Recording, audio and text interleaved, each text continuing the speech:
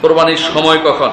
কোরবানির সময় হচ্ছে জিলহজের 10 তারিখ সূর্য উঠার পরে,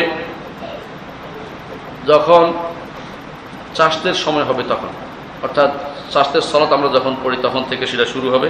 এটা আউয়াল ওয়াক্ত, প্রথম ওয়াক্ত।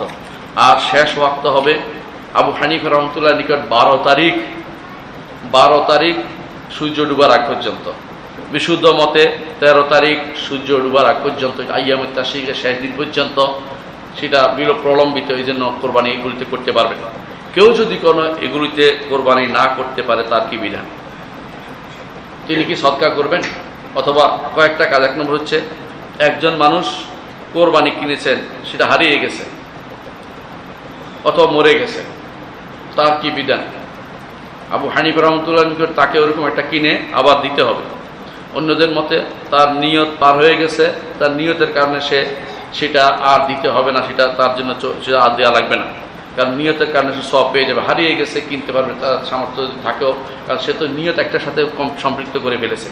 কিন্তু আবু হানিফা রাহমাতুল্লাহ নিকট তাকে এরকম একটা আবার কিনে কোরবানি দিতে হবে, কারণ তিনি তো ওয়াজিব মনে করেন। এই জন্য যদি কেউ কোরবানি করার সময় পার হয়ে গেছে কোনো কারণে সে দিতে পারে, তখন কি করবে?